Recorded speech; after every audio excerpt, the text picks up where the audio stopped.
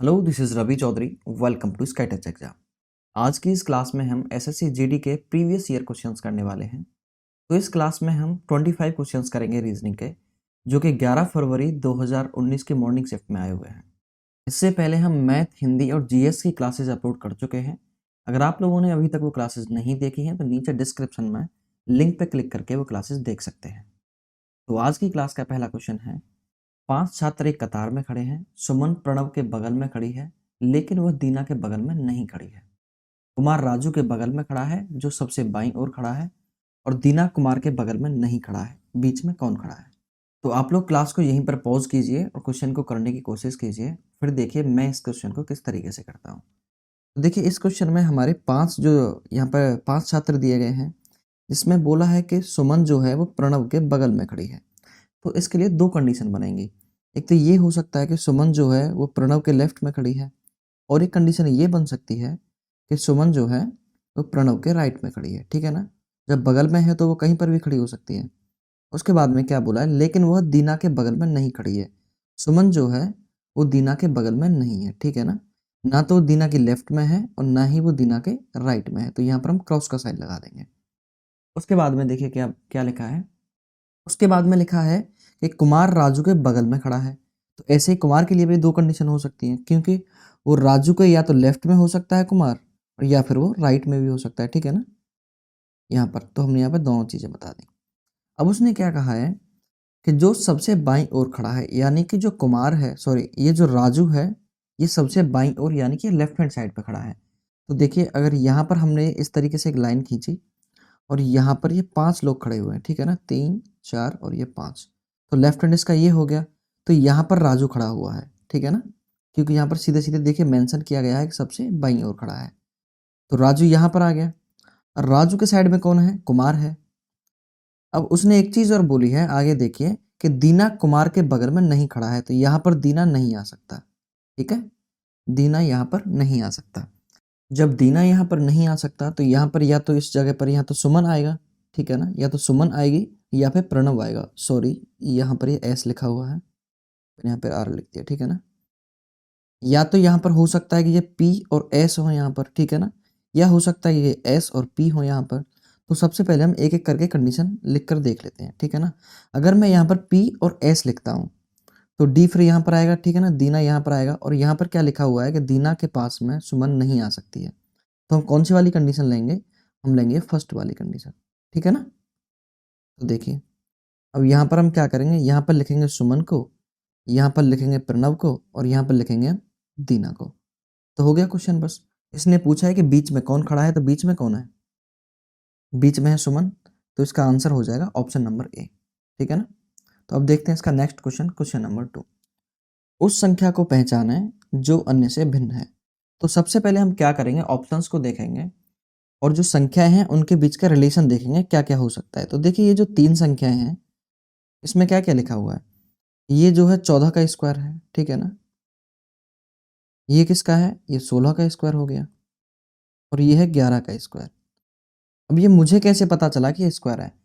तो मुझे इस तरीके से पता चला है क्योंकि मैंने स्क्वायर जो है याद कर रखे हैं। अब जिन लोगों को स्क्वायर याद नहीं है उन लोगों को रिलेशन का पता नहीं चल पाएगा। तो आप लोगों को 30 तक स्क्वायर याद होना बहुत ज़रूरी है। ठीक है? तो ये 3 जो संख्या हैं इनका तो आपस में रिलेशन पता चल गया, लेकिन जो 252 है ये किसी का स्क्वायर नहीं है। तो इसमें से भिन्न कौन सी संख्या हो गई? Option number A. ठीक है ना? अब देखते हैं इसका क्वेश्चन नंबर 3। एक साइकिल प्रतियोगिता में 5 छात्रों ने हिस्सा लिया। रॉबर्ट मोनिश से पहले लेकिन गुंजन के बाद में आया। अनिल सुनील से पहले लेकिन मोनिश के बाद में रह गया। प्रतियोगिता किसने जीती थी? तो देखिए, इस क्वेश्चन को कैसे करेंगे। तो क्वेश्चन में हमें दिया गया है कि रॉबर्ट मोनिश से पहले आता है लेकिन गुंजन के बाद में आता है। तो जो पहले आया है उसे हम ऊपर लिखेंगे, जो बाद में आया है उसे हम नीचे लिखेंगे। तो देखो, रॉबर्ट जो है मोनिश से पहले आया है। ठीक है ना? तो रॉबर्ट को हमने ऊपर लिखा और मोनिश को नीचे लिखा। अब उसके बाद में क्या लिखा है कि लेकिन गुंजन के बाद में आया है। तो रॉबर्ट जो है गुंजन के बाद में आया है, तो पहले कौन आया है? गुंजन। तो गुंजन को हमने यहाँ ऊपर लिख लिया। ठीक है? उसके बाद में लिखा है कि अनिल सुनील से पहले है लेकिन मोनिश के बाद में। ठीक है ना? तो अनिल जो है वो सुनील से पहले है लेकिन मोनिश के बाद में, यानी कि मोनिश इससे ऊपर होगा। तो मोनिश कहाँ पर है? यहाँ पर है। ठीक है ना? तो ये हो गया अनिल और ये हो गया सुनील। ठीक है? तो अब इसमें दिया है, पूछा है कि प्रतियोगिता किसने जीती थी। तो प्रतियोगिता किसने जीती? गुंजन ने। सबसे ऊपर कौन है? गुंजन है। गुंजन सबसे पहले आई है। तो इसका ऑप्शन क्या हो गया? इसका आंसर हो जाएगा ऑप्शन नंबर डी। अब देखते हैं इसका नेक्स्ट क्वेश्चन, क्वेश्चन नंबर 4।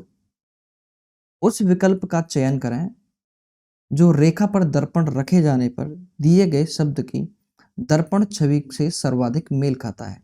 यहाँ पर यह छवि लिखा हुआ है, ठीक है, छवि, यहाँ पर छवि लिख लेंगे। बताइए इसमें से कौन सा इसका आंसर होगा।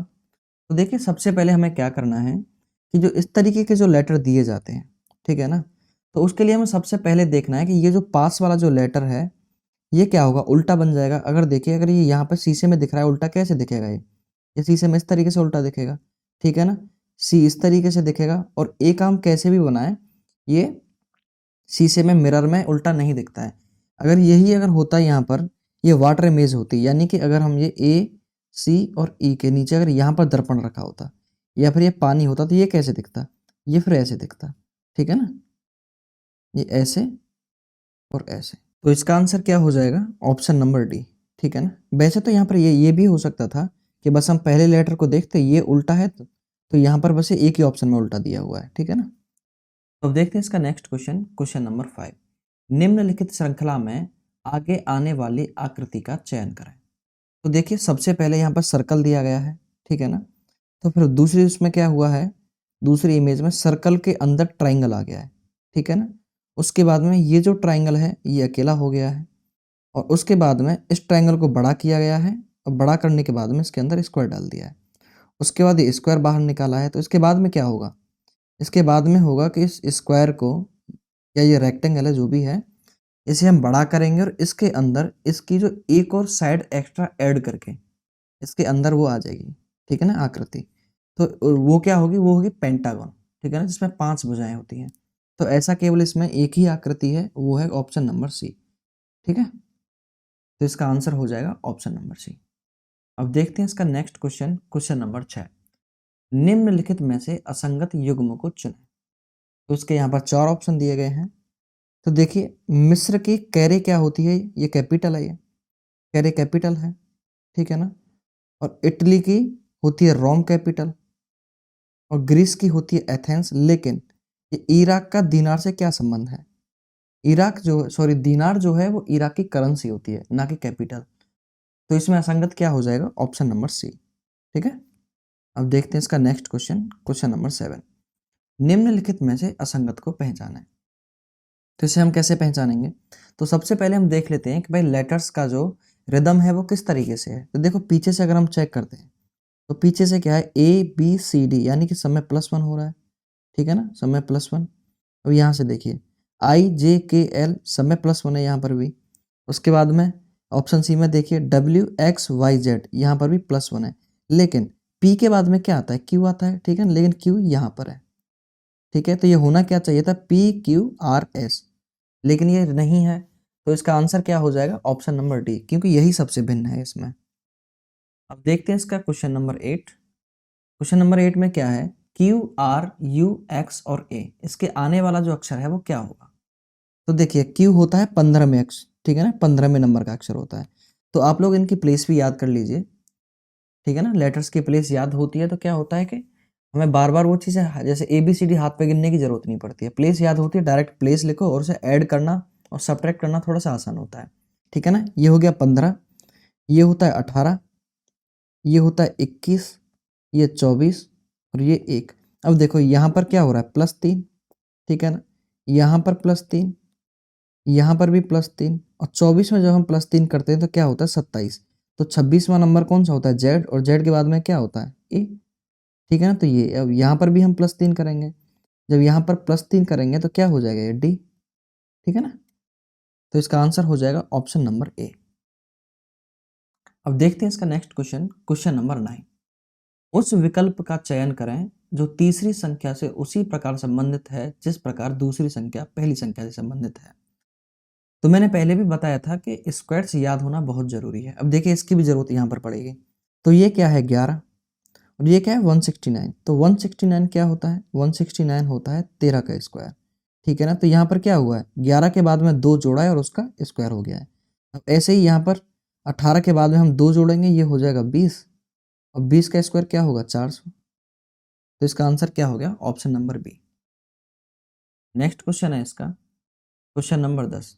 क्वेश्चन नंबर 10 में क्या है कि यहाँ पर ये कथन दिया गया है, ठीक है, और उसके ये निष्कर्ष है। तो उसमें से बताना है हमें कि ये पहला सही है, या पहले और दूसरे दोनों सही हैं, ठीक है ना, या फिर इनमें से कोई भी सही नहीं है, और या फिर केवल दूसरा सही है, ठीक है। देखिए इस क्वेश्चन को करने के 2 तरीके हैं, ठीक है। एक तो होता है 150 का तरीका और एक होता है वेन डायग्राम से। तो मैं अभी आपको यहाँ पर वेन डायग्राम से कराऊंगा, क्योंकि 150 का जिन्हें नहीं आता उन्हें समझ भी नहीं आएगा। तो उसके लिए क्या है कि पूरा एक बेसिक तैयार करना पड़ेगा, पूरा पढ़ाना पड़ेगा।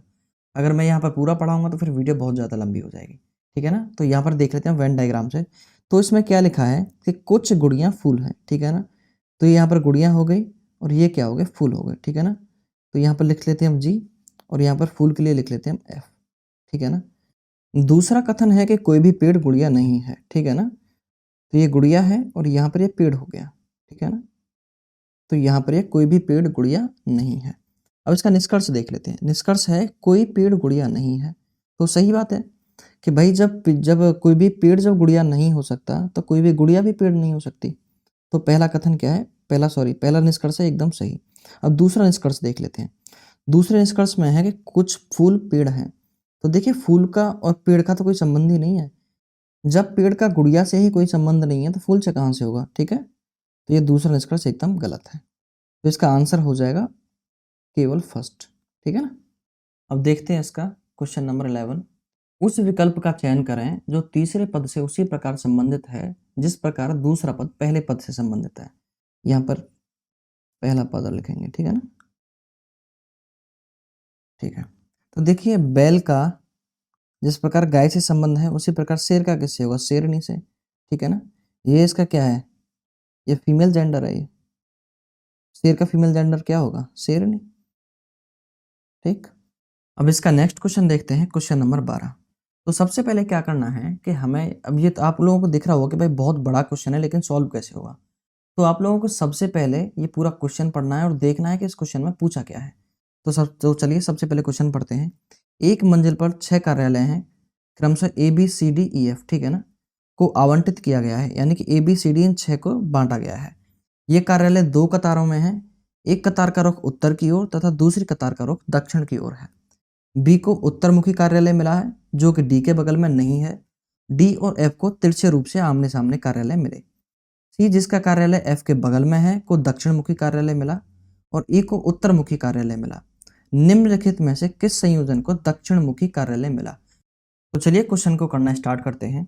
तो सबसे पहले इसमें लिखा है कि बी को उत्तरमुखी का कार्यालय मिला है, ठीक है ना। तो यहाँ पर पहले हम उत्तर लिख लेते हैं, ठीक।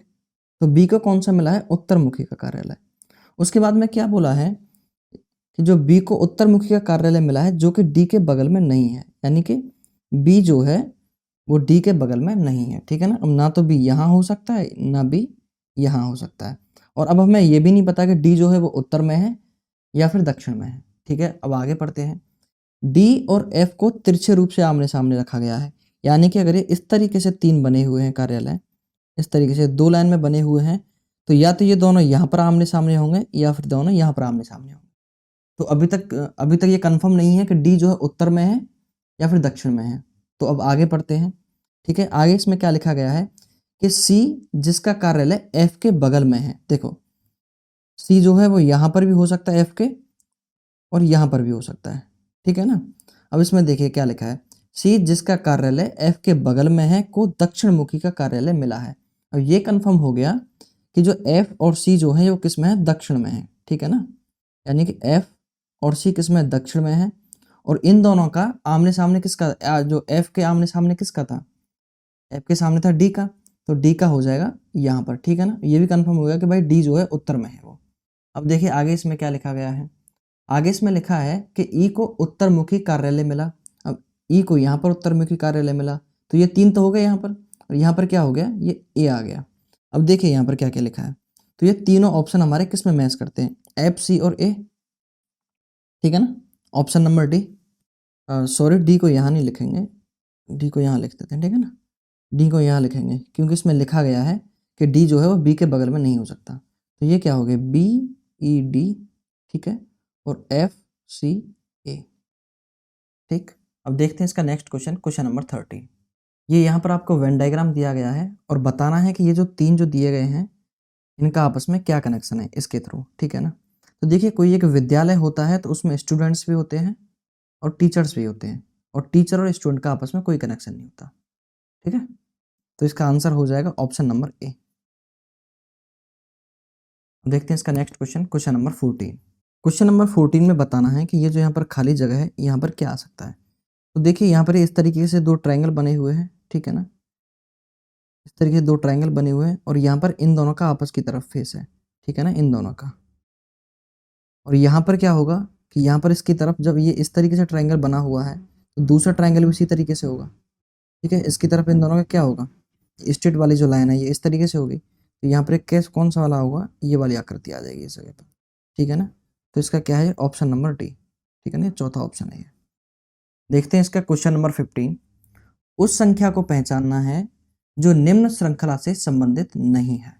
तो सबसे पहले हमें नंबर्स को देखना है। ठीक है ना, तो ये क्या है 2 और ये है 9।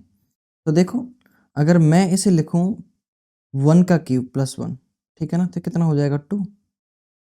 अगर इसी को मैं लिखूं 2 का क्यूब प्लस 1, ठीक है, तो ये 8 प्लस 1 है ना ये, तो ये कितना हो जाएगा 9। अब ऐसे इसे देखते हैं, ये कितना हो जाएगा 3 का क्यूब प्लस 1 28।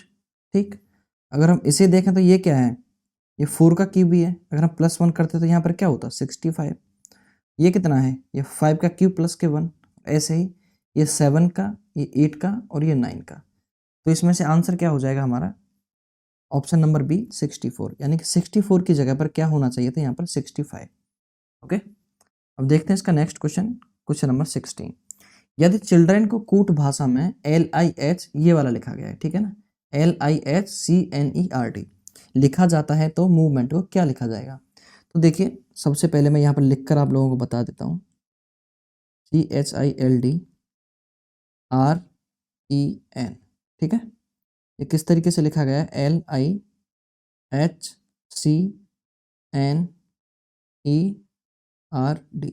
तो देखिए C को यहाँ पर लिखा गया है, ठीक है ना, H को यहाँ पर लिखा गया है, I को यहाँ पर और L को यहाँ पर। ऐसे हम मूवमेंट को लिख लेते हैं।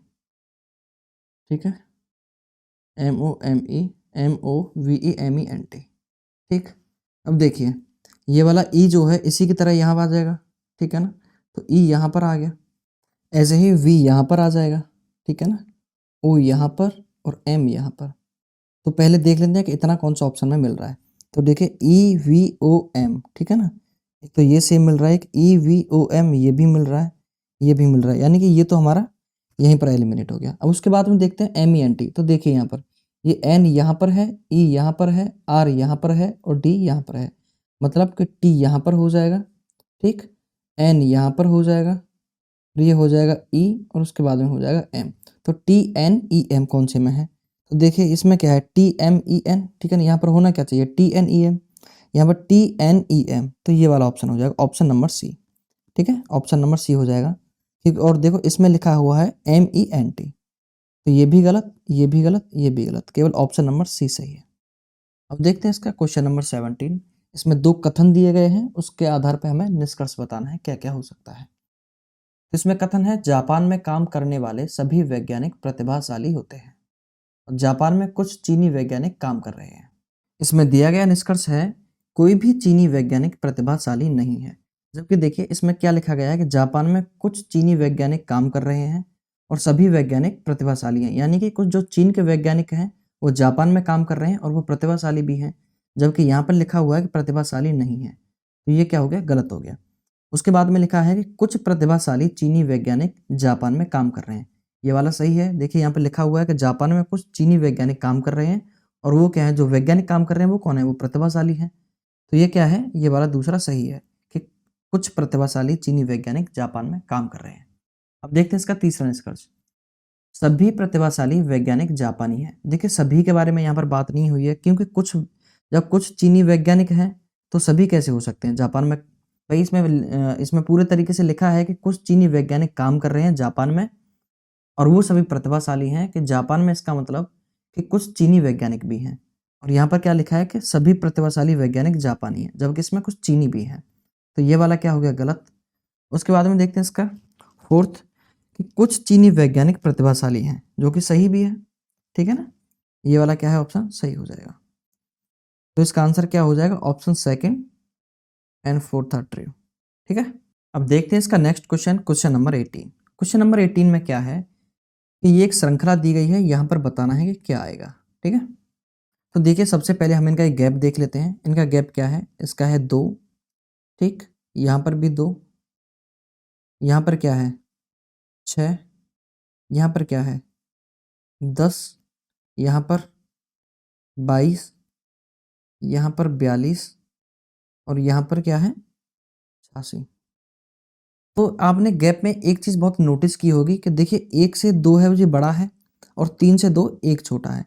5 से 6 जो है एक बड़ा है और 10 से 10 जो है 11 से वो एक छोटा है, यानी कि एक नंबर छोटा और एक नंबर बड़ा है यहाँ पर। तो देखिए 86 जो है 85 बड़ा है, तो यहाँ पर क्या आएगा, ठीक है ना। हम इसमें ऐड क्या करेंगे 171 में 170, ठीक है ना, ऐड करेंगे क्योंकि यहाँ पर ऐड होगा जो 171 से एक छोटा होगा, ठीक है। तो ये क्या हो जाएगा 1, ये 14 और यहाँ पर ये 3, ठीक है ना। ये 14 का 1 हमने कैरी लिया, तो इसका आंसर हो जाएगा ऑप्शन नंबर डी। या फिर इसे इस तरीके से भी कर सकते हैं। देखिए 1 का अगर हम 2 में मल्टीप्लाई करेंगे तो कितना हो जाएगा 2 1 जा 2 प्लस के 1 और यहाँ पर ये 3 2 जा 6 माइनस के 1, ऐसे ही 5 2 जा 10 प्लस के 1, ऐसे ही 11 2 जा 22 माइनस के 1, यानी कि इंटू 2 प्लस 1 इंटू 2 माइनस 1, ये इसका भी है एक। अब देखते हैं इसका नेक्स्ट क्वेश्चन, क्वेश्चन नंबर 19। तो क्वेश्चन नंबर 19 में क्या है कि यहाँ पर ये एक हमें समीकरण दिया गया है। इसमें बताना है कि हम ऐसे कौन से दो चिन्हों को बदल दें या दो संख्याओं को बदल दें, ठीक है ना, जिसका उसके बाद में आंसर जो है आपस में मैच कर जाए, यानी कि समीकरण जो है वो एकदम सही हो जाए। तो देखते हैं option number A. Option number A में क्या दिया गया है कि गुणा को भाग में बदल दिया जाए, ठीक है ना, और माइनस को प्लस में बदल दिया जाए, तो ये समीकरण सही होगा या नहीं होगा। ये यहाँ पर ऐसे ही लिख गया है, ठीक है। तो इसे अब हम चेक करके देख लेते हैं। यहाँ पर 30 गुणा की जगह पर क्या लिखना है हमें भाग, ठीक, 3 माइनस की जगह पर लिखना है प्लस। तो देखते हैं 13 के बराबर ये आता है या नहीं आता, ठीक है ना। तो यहाँ पर क्या हो जाएगा, जब हम 30 को 3 से डिवाइड करेंगे तो 10 और 10 प्लस के क्या होगा 13। तो ये वाला ऑप्शन नंबर ए सही है, ठीक है। अब देखते हैं इसका क्वेश्चन नंबर 20। तो क्वेश्चन नंबर 20 में दिया गया है कि ये वाली एक इमेज है, ये वाली एक इमेज है और हमें बतानी है कि ये वाली जो इमेज इन चारों में से किसके अंदर छिपी हुई है, ठीक है ना, और इस आकृति को हमें घुमाना नहीं है। तो सबसे पहले हम देखते हैं पहली वाली इमेज को। तो देखो पहली वाली इमेज में ये ऐसे है, ठीक है ना, ये वाला ये नीचे भी है और ये वाला ये जो है नीचे लगा हुआ है, ये भी है, यहाँ पर ये आकृति भी है, ठीक है ना। दूसरे वाले में है कहीं पर, दूसरे वाले में कहीं पर भी नहीं है। यहाँ पर नीचे जाने के बाद में ये वाली नहीं है, ठीक है ना, ये अंदर की तरफ है और इसमें इन दोनों में तो है ही नहीं। तो इसका आंसर क्या हो जाएगा ऑप्शन नंबर ए। अब देखते हैं इसका क्वेश्चन नंबर 21। क्वेश्चन नंबर 21 में हमें क्या बताना है कि इन दोनों में से जो भी भिन्न है, ठीक है ना, इन चारों में से जो भिन्न है हमें वो बताना है, इनमें से कौन सा भिन्न है। तो देख लेते हैं इसको। तो देखिए ये जो ऊपर नीचे और आगे ये हमें क्या बताते हैं, डायरेक्शन बताते हैं। तो ये बड़ा छोटा क्या बताता है, ये किसी चीज़ का हमें आकार के बारे में बताता है। तो इसका आंसर हो जाएगा ऑप्शन नंबर ए। अब देखते हैं इसका क्वेश्चन नंबर 22। क्वेश्चन नंबर 22 में दिया गया है एक वर्गाकार पारदर्शी कागज एक पैटर्न के साथ दिया गया है। 4 विकल्पों में से उस विकल्प का चयन करें जो पारदर्शी कागज को बिंदु से बनाई गई रेखा पर मोड़ने से बनेगा, ठीक है। यहाँ पर ये वाली जो बिंदु की ये जो रेखाएं दी गई हैं, ठीक है ना, अगर हम इस कागज को यहाँ से फोल्ड करते हैं तो कौन सी आकृति बनेगी। देखिए जब हम इसे फोल्ड करेंगे तो ये वाला जो तीर है यहाँ पर आ जाएगा और ये इस तरीके से एरो बन जाएगा। तो इसमें कौन से में है, तो देखो यहाँ पर तो कोई एरो है नहीं, तो ये तो हो जाएगा गलत। एक यहाँ पर एरो है और एक देखिए यहाँ पर ये वाला एरो यहाँ पर भी है, ठीक है ना। तो ये हमारा सही हो जाएगा, लेकिन उसके बाद हम इन दो ऑप्शंस को भी चेक कर लेते हैं। तो देखिए ये दोनों एरो यहाँ पर हैं, जबकि एक एरो यहाँ पर होना चाहिए था और ये तो होगा ही नहीं कैसे भी। तो इसका आंसर क्या हो जाएगा ऑप्शन नंबर बी। देखते हैं इसका क्वेश्चन नंबर 23। तो इस क्वेश्चन में जो संबंध इन दो लेटरों का इसके साथ में है वही हमें देखना है कि ऐसे अगले कौन से लेटर होंगे जिनका संबंध आपस में होगा। तो देखिए सी का संबंध एच के साथ में है, ठीक है ना। तो सी का संबंध जब हम देखेंगे एच के साथ में, तो सी होता है हमारा तीसरे नंबर पर और h होता है हमारा 8वें नंबर पर, ठीक है ना। तो ये इससे कितना बड़ा है, प्लस के 5। ऐसे ही d क्या से है, d होता है हमारा चौथे नंबर पर और ये i होता है हमारा 9वें नंबर पर। तो ये भी इससे कितना बड़ा है, ये प्लस के 5 बड़ा है और ये दोनों आपस में कितने बड़े हैं, +1, ठीक है। अब हम ऐसे ही कोई देखते हैं तो देखो a और b, तो यहाँ पर ये +1 है, p और q ये भी +1, k और l ये भी +1 और i और j ये भी +1। तो ये तो इनमें तो हमें कन्फ्यूजन है। अब हमें देखना है इनके साथ में इनका कौन सा पेयर बनता है। तो a से अगर हम 5 बड़ा देखेंगे तो क्या होता है 6 और 6 क्या होता है हमारा f, तो ये हमारा गलत हो गया। अब देखिए p होता है 16 और 16 के बाद में अगर हम 5 जोड़ेंगे तो कौन सा बनता है 21, ठीक है ना। तो p का संबंध u से हो गया, तो मतलब एक तो सही हो गया। अब हमें q देखना है, तो q के बाद q होता है हमारा 17वां और 17 के बाद में 5 जोड़ेंगे तो कितना हो जाएगा, 7 5 12 22, यानी कि p और q, u और v। तो ये वाला आंसर हमारा एकदम सही हो जाएगा। अब देखते हैं इसका क्वेश्चन नंबर 24। तो क्वेश्चन नंबर 24 में क्या कहा गया है, निम्नलिखित संख्या श्रृंखला में दो संख्याओं को कुल, ये यहाँ पर स्टॉक नहीं होगा, सॉरी ये कोष्टक होगा, ठीक है, ये वाला जो ब्रैकेट है। निम्नलिखित संख्या श्रृंखला में दो संख्याओं को ब्रैकेट के भीतर रखा गया है। श्रृंखला को ध्यानपूर्वक अध्ययन करें और श्रृंखला के संबंध में सही विकल्प को चयन करें। यानी कि ये वाली जो दो संख्या है इनके बारे में बात हुई है, ठीक है ना। तो इसके ऑप्शन क्या क्या है, दोनों कोष्टक संख्या गलत है, यानी कि यहाँ पर जो इनका पैटर्न जो दिया गया है, ये जो यहाँ पर ये पैटर्न जो दिया गया है उसको ये फॉलो करता है या नहीं करता है, ठीक है। तो पहली कोष्टक संख्या यानी बाएं से, मतलब ये 12 के बारे में बोल रहा है, सही है, और दूसरी गलत यानी कि 14 गलत है। तीसरा है कि दोनों कोष्टक संख्याएं सही हैं, और चौथा है पहली कोष्टक संख्या बाएं से गलत है और दूसरी सही है, मतलब ये गलत है और ये सही है। तो अब देख लेते हैं भाई इनके बीच का रिलेशन क्या है। तो 4 और 6 से, इन दोनों के बीच में क्या रिलेशन है कि 6 जो है 4 से 2 बड़ी है, ठीक है ना। 10 कितनी है, 4 बड़ी है, और यहाँ पर ये 12 10 से 2 बड़ी है, और ये यहाँ पर 4 बड़ी है, और यहाँ पर क्या है 16 से 14 -2, ठीक है ना, यानी कि 2 छोटी है, और यहाँ पर कितना है प्लस के 8, ठीक है ना। 14 से 22 कितना है, 8 बड़ा है। तो अगर मैं यहाँ पर लिखूँ, देखिए यहाँ पर हम नोटिस करेंगे कि यहाँ पर ये पहले 2 बढ़ रही है, फिर 4, फिर 2, फिर 4, लेकिन यहाँ पर क्या हो रहा है -2। अगर हम इसे +2 कर दें तो क्या होगा, तो देखिए 16 + 2 करेंगे तो कितना हो जाएगा 18, ठीक है ना, और 18 + 4 करेंगे तो क्या होगा 22। मतलब कि अगर हम यहाँ पर 18 लिख दें 14 की जगह पर +2 करके, ठीक है ना, अगर हम 18 लिख दें तो क्या होगा कि ये जो पूरा जो यहाँ पर पैटर्न दिया गया है ये एकदम फिक्स हो जाएगा। तो इसका आंसर हो जाएगा ऑप्शन नंबर बी, कि पहली कोष्टक संख्या बाएं से सही है और दूसरी गलत है। ये तो अपनी जगह पर एकदम सही है, बस ये वाली गलत थी, ठीक है ना। अब देखते हैं इसका नेक्स्ट क्वेश्चन, क्वेश्चन नंबर 25। ये इस क्लास का लास्ट क्वेश्चन है। तो यहाँ पर क्वेश्चन में क्या दिया गया है कि डी को अगर हम 4 लिखते हैं, ठीक है ना, और जी को अगर हम 7 लिखते हैं तो गार्डन को क्या लिखा जाएगा। तो देखिए डी की अगर हम प्लेस वैल्यू की बात करें तो डी जो है चौथे नंबर का लेटर है और जी जो है वो 7वें नंबर का लेटर है। तो कहीं ना कहीं इसमें क्या किया गया होगा कि इन सभी लेटर्स को ऐड किया गया होगा, ठीक है ना। तो देखिए जी का कितना हो जाएगा 7, ए का 1, ठीक है ना, आर का 18, डी का 4, ई का 5 और एन का 14। अब हम इसे ऐड कर लेंगे, ठीक है ना। तो ऐड हम कैसे करेंगे, देखिए 7 और 1 8, 8 और 8 16, 16 और 4 20, 20 और 5 25, 25 और 5 29, ठीक है ना। 2 हमने यहाँ पर कैरी किया, उसके बाद में 1 और ये 2, ठीक है ना, और प्लस के 2, कितना हो गया 4। इसका आंसर हो जाएगा ऑप्शन नंबर बी 49। तो आज की क्लास के 25 क्वेश्चंस हो गए हैं। अगर आप लोगों को हमारी ये क्लासेस अच्छी लग रही हैं तो प्लीज़ वीडियो को लाइक करें। अगर आपने चैनल को अभी तक सब्सक्राइब नहीं किया है तो प्लीज़ चैनल को सब्सक्राइब करें। तो मिलते हैं अगली वीडियो में, तब तक के लिए अपना ध्यान रखिए। जय हिंद।